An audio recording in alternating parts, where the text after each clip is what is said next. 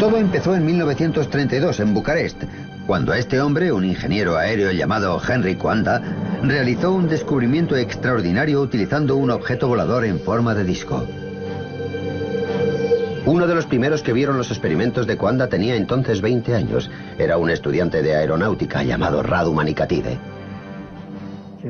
El platillo se elevó hasta el techo y se quedó allí. Me pareció algo extraordinario. Jamás se me habría ocurrido algo así. Yo solo conocía la idea del vuelo normal. El joven Radu había contemplado el primer platillo volante del mundo, y así es como funcionaba. Si aplicamos aire sobre una forma curva como un platillo, la corriente seguirá la superficie de esa forma. Al extraer literalmente el aire de la parte superior del platillo, de tal modo que fluyera hacia abajo y lo rodeara, Coanda descubrió que disminuía la presión del aire por encima de la nave y aumentaba por debajo, provocando su levitación. Es lo que se conoce como el efecto Coanda. Es el principio básico del vuelo de los platillos. Era una idea muy sencilla, pero claro, se te tiene que ocurrir. Entonces sucedió algo que iba a cambiar por completo la evolución de los platillos. En 1939 estalló la guerra y el mundo se alzó a la búsqueda de nuevas armas y nuevas formas de desplegarlas. La sencilla idea de Coanda iba a tener su oportunidad.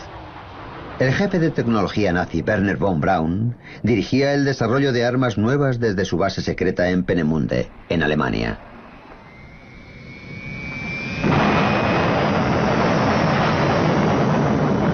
Aquí desarrolló armas modernísimas de terror como el cohete V2. En efecto, fue el emplazamiento central de todos los proyectos durante bastante tiempo. Lo que muy pocos sabían era que, a 400 kilómetros, en Praga, los nazis poseían unas instalaciones de investigación aún más secretas y trabajaban en una fantástica nueva aeronave. Llegaron a construir, probar y descartar hasta 15 prototipos. ¿Y qué empresa dirigía estos aterradores desarrollos? Skoda. Las SS y las fuerzas aéreas utilizaban Skoda para fabricar aeronaves de todo tipo. Sí, yo lo vi. Para mí fue algo excepcional. Redondo, con una cabina central de plexiglas y reactores alrededor que generaban los rayos de propulsión. Luigi Romersa vio el primer platillo volante producido en el mundo, y fue un Skoda. Se veía un piloto dibujado en la cabina. Iba de pie dirigiendo el disco. Según Romersa, un Hitler cada vez más desesperado e iluso planeaba utilizar sus nuevas armas secretas en un ataque devastador sobre Nueva York.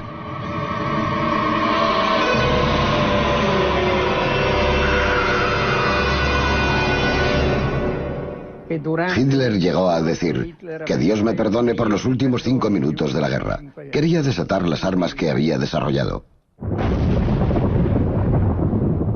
No llegó a ocurrir, por supuesto. Los rusos avanzaban sobre Praga y mientras la retaguardia alemana luchaba desesperadamente en las calles, los científicos de la planta de Skoda trataban de destruir las pruebas de su investigación. La presión del enemigo era insoportable. La base aérea voló con dinamita y el platillo estalló con el resto del equipo. Sacaron los platillos del hangar a la pista. Colocaron cargas explosivas. Los volaron y dejaron que se quemaran delante de todos. Aunque destruyeron los platillos, los científicos nazis que los construyeron habían sobrevivido y los aliados victoriosos se enfrentaron entre sí para hacerse con ellos. Había que ganar la carrera por los secretos de los hombres de los platillos.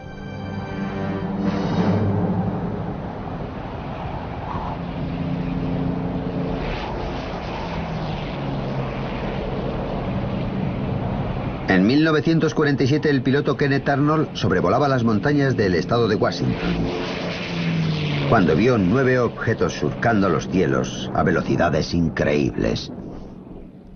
Les pareció que se movían como platillos saltando sobre el agua, una analogía muy poco corriente, pero aquel nombre prendió, y por eso se les llama platillos volantes.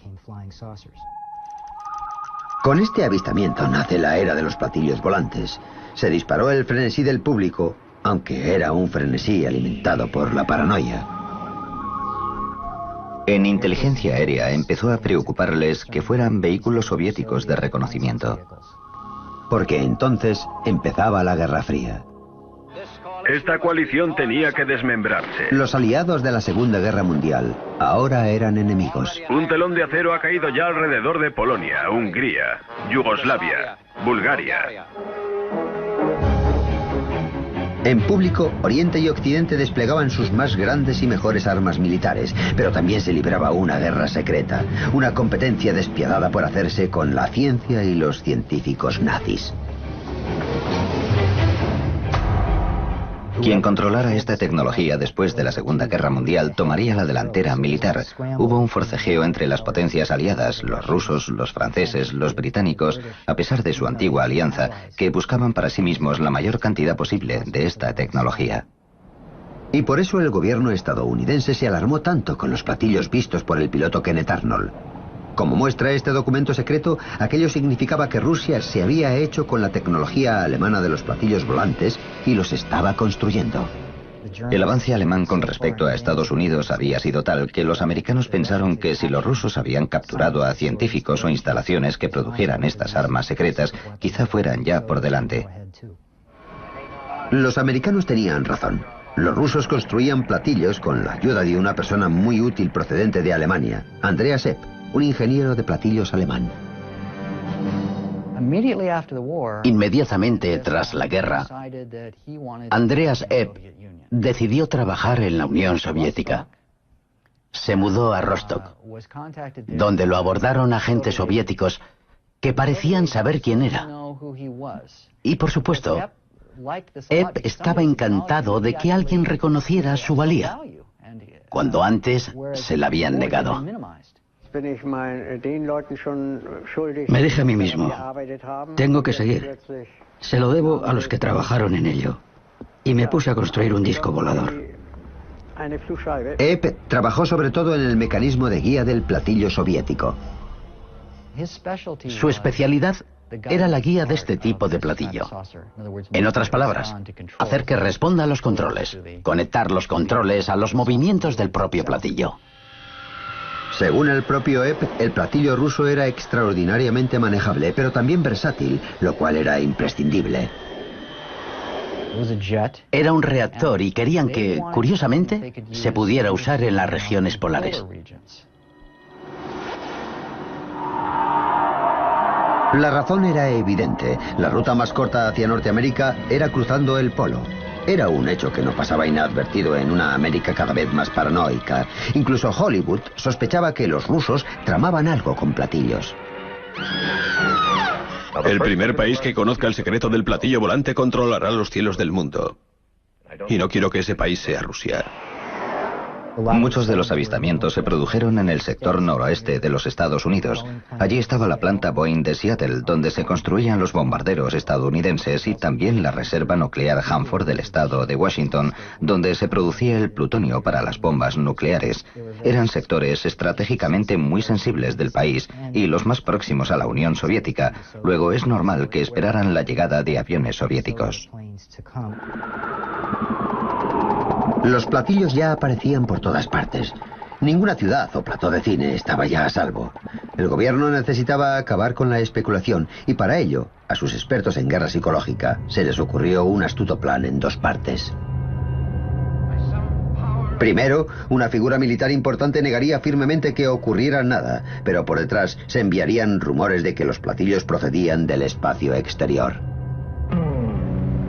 Te he entregado el mensaje. ¿Ahora qué? El plan se ejecutó en una rueda de prensa en el Pentágono. Era julio de 1952, un momento clave de la historia de la manipulación. Este es el general de brigada John A. Sanford, director de inteligencia de las Fuerzas Aéreas estadounidenses, que dirigió la conferencia. Sanford venía a negar que hubiera algo de importancia en los avistamientos comunicados. No contiene propósito sistemático o consistente alguno que podamos relacionar con cualquier posible amenaza a los Estados Unidos. En favor de la teoría alienígena, colocaron a un escritor de relatos por entregas, el comandante retirado Donald K. Howe, al mismo nivel que el general. El comandante Keijoe es autor del libro Los platillos volantes son reales. ¿Qué opina usted de estos nuevos avistamientos de objetos no identificados? Con todo respeto a la Fuerza Aérea, creo que algunos resultarán ser de origen interplanetario. Fue muy astuto y muy sencillo. Ahora cualquiera que viera un platillo militar se inclinaría a pensar que ha visto un alienígena. Era de unos 12 metros de largo. Y los demás nos reiríamos de ellos. Lo vi durante tantos minutos que no puedo negar que lo vi. A la prensa le encantaron los alienígenas y publicaba artículos con entusiasmo. La misma revista Life que lanzó a Marilyn Monroe al estrellato también lanzó la carrera de más de un monstruo de Marte. En aquel artículo se entrevistaba a una serie de expertos anónimos, civiles y militares, que apoyaban la idea de que los platillos no podían ser objetos hechos por el hombre, armas secretas o fenómenos naturales mal identificados. Tan solo quedaba que fueran de otro planeta. Y fue una de las primeras veces en que se difundió esa teoría a gran escala. Jamás se había alcanzado en la pantalla tal altura de emoción y espectáculo sobrecogedor. Los escritores de Donald Keijoe inspiraron directamente la película clásica de platillos, La Tierra contra los platillos volantes, realizada por el legendario animador de Hollywood, Ray Harryhausen. El concepto básico se tomó de uno de sus libros sobre platillos volantes. Me consta que el gobierno ha realizado muchos experimentos secretos con objetos voladores redondos, por lo que probablemente fomentaron la idea de que se trataba de alienígenas del espacio exterior. En efecto, parece que el gobierno estaba tan interesado que el productor de la película, Charles Schneer, les informaba directamente. Por supuesto, cuando el guión se acabó y salió de mi mano, estoy seguro de que Charles lo remitió a la Casa Blanca y a varios expertos del espacio.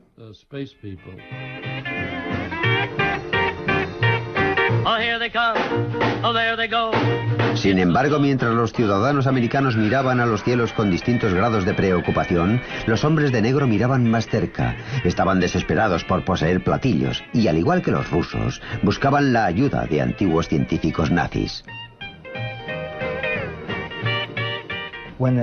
Cuando los nazis se rindieron en 1945, al ejército estadounidense le preocupó que los científicos alemanes cayeran en manos de los soviéticos. Al ejército le interesaba explotar los conocimientos de estos científicos para desarrollar programas americanos de misiles y electrónica, radar, aerodinámica supersónica, motores de reacción y otros avances que desarrollaron los alemanes. De modo que Estados Unidos preparó un programa llamado Overcast and Paperclip para hacerse con estos científicos y traerlos a Estados Unidos. En varios sentidos, los americanos tuvieron éxito. Se hicieron con el jefe de la tecnología nazi, Werner von Braun, y lo convirtieron en un valioso miembro de la máquina de guerra americana. También se hicieron con gran parte de la tecnología del cohete alemán V2. Sin embargo, mientras se divertían con estos juguetes nuevos, con más entusiasmo que habilidad, sabían que había un vacío importante en su nuevo arsenal. No tenían platillos alemanes. Al parecer, a la Fuerza Aérea le preocupaba que los rusos fueran por delante y pensaba que debíamos tener los nuestros, la respuesta a los platillos soviéticos. Entonces, un día de 1957 tuvieron un golpe de suerte, de nuevo con el experto en platillos alemán Andreas Erb por medio, que ahora vivía en Alemania del Este. En cierto punto, tuvo un desencuentro con la vida en la Alemania del Este. No sé lo que fue. Pudo ser un divorcio. El caso es que acabó en Occidente. Cruzó la frontera y dijo: hola, aquí estoy. He sido espía de los soviéticos y quiero contaros todo lo que sé. Entonces, sin dudar, los americanos le metieron en la cárcel. Empezaron a interrogarlo y desde la prisión se puso a escribir y dibujar de memoria lo que hizo para los soviéticos, el plan de los platillos soviéticos y para qué se iban a utilizar. Con la ayuda de Epp y otros, el programa de platillos estadounidense empezó fuerte. Resulta interesante que a finales de los 50 y principios de los 60, casi todos los principales contratistas aeroespaciales trabajaran en conceptos de vehículos en forma de platillo para varias aplicaciones. Esta es la división de Lockheed de California, miembro destacado de la familia Lockheed, lugar de nacimiento de una familia alada siempre emocionante. Lockheed trabajaba en varios diseños de platillos para la Fuerza Aérea estadounidense. Todos poseen un motor central que apuntaba hacia abajo. La aeronave despegaba en vertical, hacía la transición a vuelo horizontal, aceleraba a una velocidad muy alta y volaba a más de 30.000 metros. Era algo muy avanzado para la época. Los ingenieros de Lockheed trabajaban en un platillo que utilizaba un reactor central que impulsaba un rotor para crear el efecto Coanda o de platillo volante.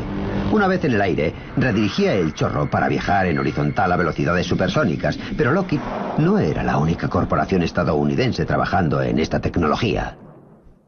Convair era otra de las principales empresas aeronáuticas de los 50 y 60. Al igual que Lockheed, Convair tenía proyectos secretos y un rostro público, en este caso la estrella de Hollywood, James Stewart. En fin, qué bien lo pasé aquel día. Es toda una aeronave. En los 57, Bob Whitmer era jefe de diseño en Convair y miembro importante del equipo que construyó el Hutzler B-58. A principios de los 60 era el avión más rápido de la Tierra. Ha sido emocionante de verdad. Es un pájaro que vuela a Mach 2. Mach 2 es el doble de la velocidad del sonido. Pero Bob Whitmer no se limitaba a diseñar aviones de reacción. A finales de los 50 recibió la orden sorprendente de diseñar una aeronave que fuera invisible. Invisible, al menos al radar. Había que ser indetectable a 360 grados, porque ya en esa época se colocaban varios radares juntos. La única forma de solucionarlo era con un objeto en forma de disco o discoide. En otras palabras, Bob debía construir un platillo volante porque el ejército sabía que sería la perfecta nave de camuflaje. Los aviones convencionales son detectables por el radar porque una superficie sobre la que incide un rayo de radar en ángulo recto lo refleja. Por otro lado, un disco o platillo volante devuelve señales difusas y confusas. La perspectiva de una aeronave invisible al radar causó un gran revuelo en círculos militares y un día unos desconocidos llamaron a Bob. La primera vez no supe quiénes eran. No me dijeron, hola, vengo de la CIA. Mire mi placa. Ah, me han convertido en miembro del club. No sabía que había venido la CIA. Eso demuestra con cuántos secretos se movían. Lo cierto es que la CIA se envolvía en más misterio del habitual, porque no se enfrentaba solo a los enemigos de América. Libraban una guerra territorial secreta con las fuerzas aéreas estadounidenses por el control de los aviones espía. Engañan, mienten, son granujas, se disfrazan. Me tuve que reunir con ellos, por ejemplo, en edificios a medio construir de Washington. Nos hicieron reservas aéreas con nombres falsos. Fue difícil para mí y para mi mujer. Nos hacían vivir una vida en la que todo era como de cartón piedra. A veces casi no se distinguía lo real de lo falso. Bob accedió a regañadientes a trabajar en el proyecto. El diseño de un objeto en forma de platillo invisible al radar. No querría volverlo a hacer. Tener que vivir bajo ese tipo de ambiente.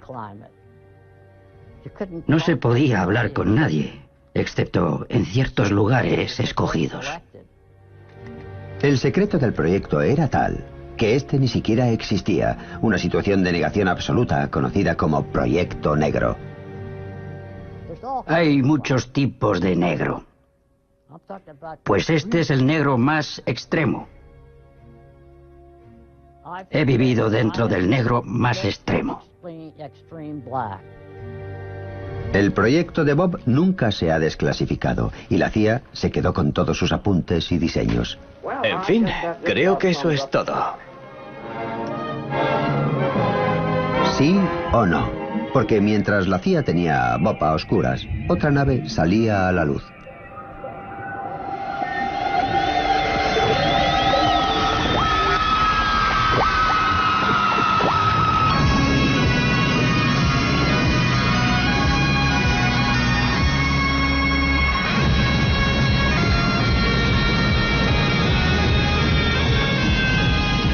En 1961 se mostró al mundo lo que, según sus constructores, era el primer platillo volante real, inventado por este hombre, John Frost. El ejército estadounidense está interesado en un vehículo que vuele cerca del suelo, al que no detengan carreteras cortadas ni ríos y que pueda salvar árboles y arbustos.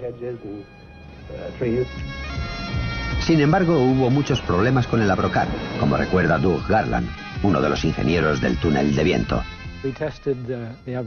Probamos el Abrokar en el túnel, pero era muy inestable. Si arrojamos un plato o un tapacubos al suelo, tenderá a girar así, y el Abrokar tenía tendencia a hacer eso. Lo cierto es que cuando el Abrokar se presentó ante el público, el proyecto entero ya había quedado abandonado. En realidad el Abrokar no era ningún platillo volante. Fue en realidad el primer hovercraft del mundo. Fue también el subproducto casi accidental de un proyecto muy secreto y mucho más ambicioso que estaba metido de lleno en los platillos volantes. ¿Usted cree en los platillos volantes? En el sentido de que se cree que proceden de Marte y lugares así, no. John Frost no creía en los platillos volantes de Marte, pero sí creía en los platillos volantes porque en secreto estaba construyendo uno. Película clasificada secreta. DFD, desarrollo de vuelo de disco APRO. Esta película jamás se ha visto en público. Registra, estrictamente para personal militar autorizado, el trabajo del equipo ultrasecreto de proyectos especiales de ABRO, encabezado por John Frost.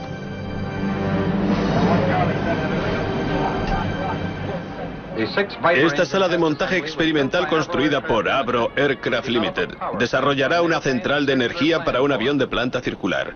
Consiste en un armazón básico de 6 cuerpos sin contar el ala externa, cabina del operador, admisión de aire y controles de vuelo.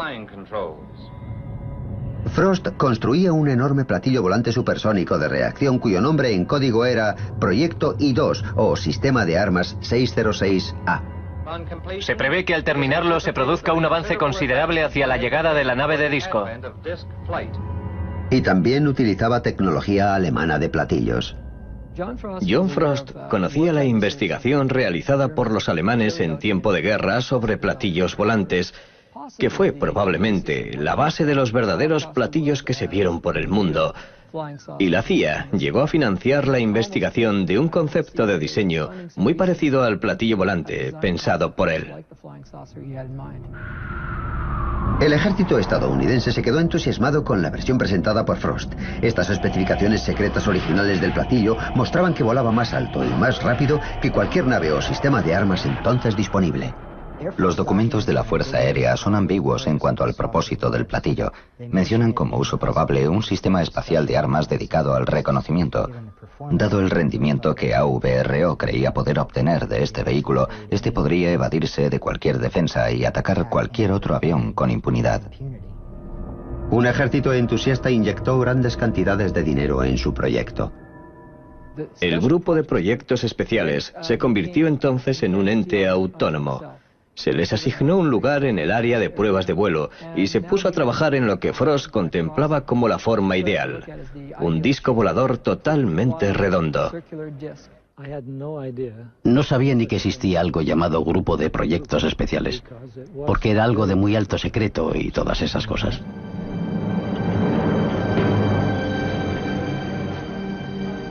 Sí, había guardias siempre en todas las entradas. Y había que llevar una identificación especial con un punto de un color determinado para entrar en el área de proyectos especiales. Yo fui jefe de diseño en productos especiales. Empecé a trabajar en el 606A como diseño supersónico para la Fuerza Aérea estadounidense. Y el diseño que perseguía era de hecho uno de los más deseados por cualquier diseñador de aviación. una nave totalmente redonda, un disco volador. Todo lo que Frost concebía era circular. Jamás me quiso cambiar ese plan. Me parecía ideal porque esto permitía despegar verticalmente. Sin embargo, lo cierto es que el fantástico platillo volante supersónico de la imaginación de Frost estaba muy lejos de hacerse realidad. Su diseño constituyó uno de los usos más puros del efecto Coanda del platillo volante, con 6 poderosos reactores que extraían el aire que había encima del platillo. Esto lo dotaba de elevación y maniobrabilidad. Sin embargo, probar esta nave con 6 potentes reactores no iba a ser ni fácil ni seguro. Rai Takeuchi recibió el encargo de construir un armazón de pruebas de tamaño natural. No era más que una forma de 6 lados. Y cuando colocamos construimos el armazón encima. Me refiero a la porción interna del 606A con los motores Viper y también el ventilador. Cada conjunto giratorio se compone de anillo superior e inferior de hojas compresoras y un anillo central de hojas de turbina. Las hojas de turbina se alinean con un conducto de escape incorporado a la estructura estática. Otro ingeniero de productos especiales era Ken Lockwood. Yo era ingeniero de rendimiento. Había trabajado en proyectos supersónicos ingleses y cuando fui allí por primera vez, sentí cierta incredulidad ante lo poco convencional que era aquel proyecto. Cada sección alberga un motor Viper Armstrong Siddeley que actúa como generador que impulsa una combinación central de turbina y compresor. Se trata de hecho de una aeronave a tamaño natural, construida en un edificio de hormigón para probar los motores y sistemas de lo que se convertirá en el sistema de armas 606A. Los platillos debían de tener un rendimiento tremendo porque el motor era enorme. Era de casi 10 metros de diámetro y habría producido tanto impulso que la aeronave podría haber despegado de inmediato y volar a entre 3.000 y 5.000 kilómetros por hora, según sus cálculos. El aire entra en el compresor, pasa por el ala interna y se descarga por una serie de aperturas medidas. Y luego llegó el período de prueba. Pretendía dominar una de las naves supersónicas más potentes jamás construidas. Era una tarea abrumadora. Como medida de seguridad durante la operación del armazón, la sección del rotor se encierra en un protector de acero. Cuando a John Frost se le descontrola el motor a plena potencia, se despeja el edificio bajo amenaza inminente de explosión si volaran los depósitos de combustible, lo cual produciría la destrucción del edificio entero. Fue un momento de terror. El motor estaba fuera de control y a punto de acabar con todo el proyecto del platillo. Todos se ocultaron en la parte trasera del edificio, excepto una persona. Uno de los ingenieros que estaba allí entra en el edificio y desconecta tranquilamente el tubo de combustible del motor desbocado. Entonces aquello se consideró demasiado peligroso y lo abandonaron.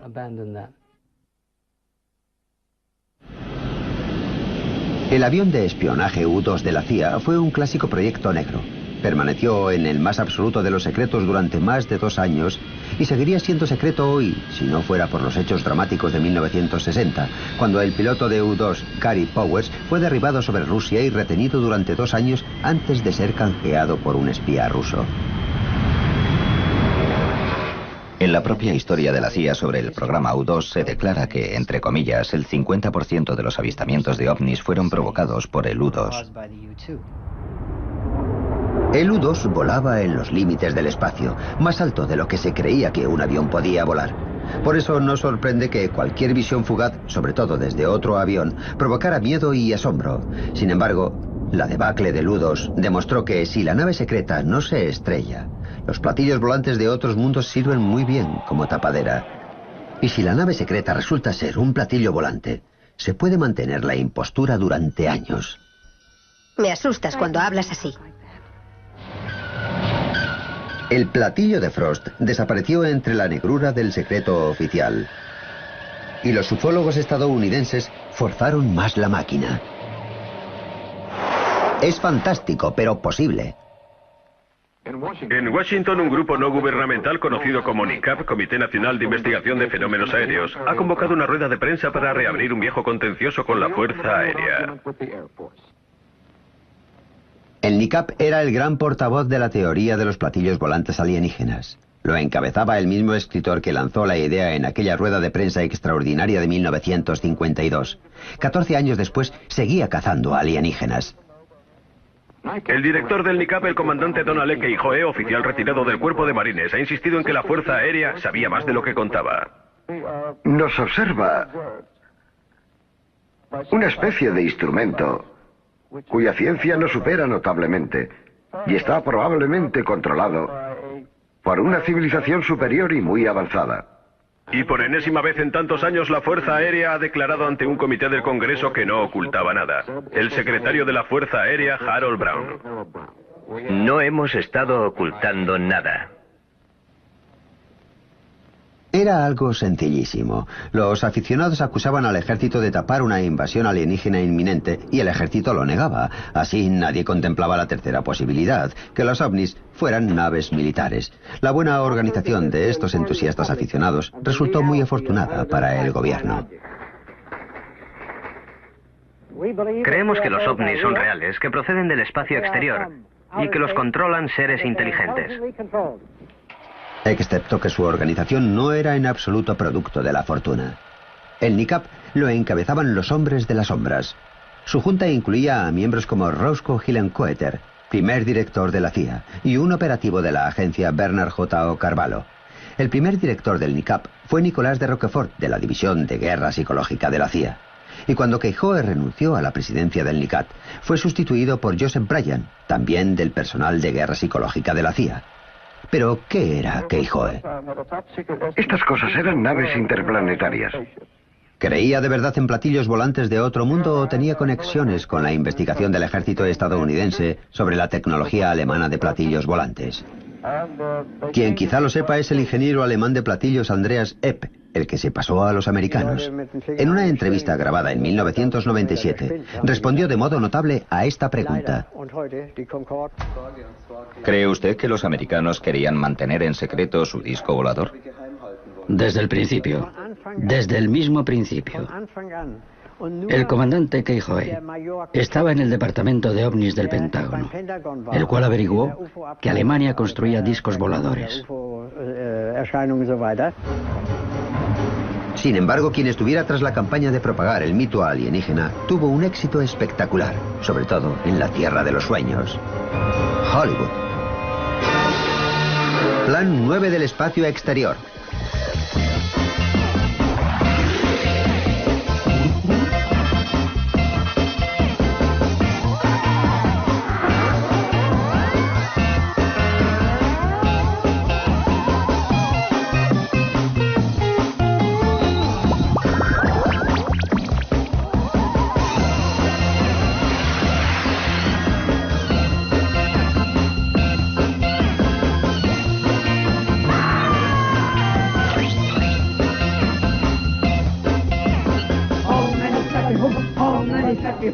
Incluso generó una religión.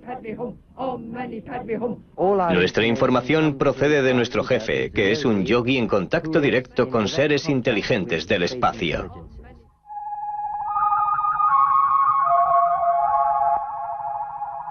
Somos vuestros amigos.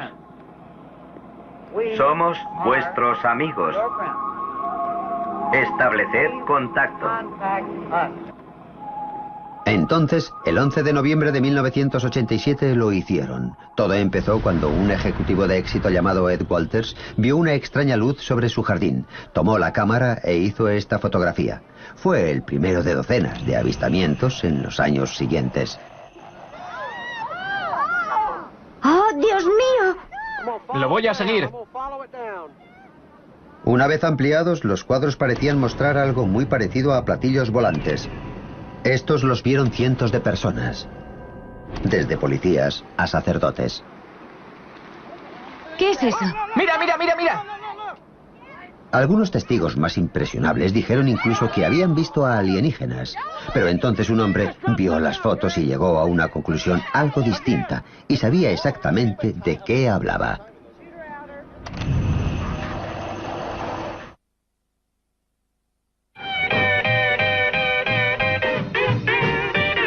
Gulbris, Florida. Hace 17 años fue el escenario de una de las series más continuadas de avistamientos de platillos volantes de la historia estadounidense. ¡Mira, mira! Muchos de los cientos de personas que los vieron acabaron convencidas de que veían alienígenas, pero un hombre pensaba otra cosa. Siempre que alguien dice que hay algo, no quiere decir necesariamente que lo haya. Debe poderse satisfacer un criterio científico de realidad. Sin embargo, en el caso de los avistamientos de Goldbridge, las configuraciones destacaban tanto que se podía ver su interior. Y lo que se veía en su interior era luz. Se notaba que había calor. Y además de eso, tenía una configuración circular. Boyd Bushman creyó reconocer qué impulsaba a estos platillos, y lo reconocía porque él mismo trabajó en esa tecnología. Bushman pasó 35 años en la vanguardia del diseño armamentístico, inventando el prototipo del misil Stinger antes de trasladarse a Lockheed, en el corazón de la industria militar americana del platillo. En ese tiempo empezó a experimentar con su equipo una nueva y radical fuente de energía.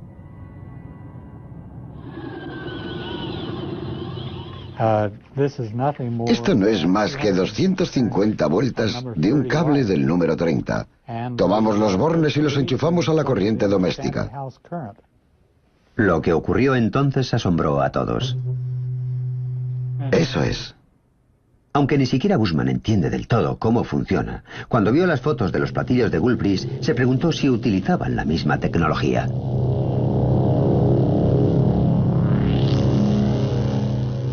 Se ve que empieza a echar humo. Esta bobina experimental es extremadamente peligrosa y se vuelve muy caliente en cuestión de segundos, pero Boyd cree que eso explica el brillo blanco del interior de los platillos, los cuales cree que son naves no tripuladas. Si modificamos voltajes y frecuencias, quizás esta configuración pueda volar, incluso perfectamente. Y en mi opinión, eso es lo que hizo la gente del experimento de Goldbridge. ¿Y quién era esa gente? Él cree que los platillos son otro proyecto ultrasecreto desarrollado por el ejército estadounidense. Aquello tal vez no era más que otra rama nuestra.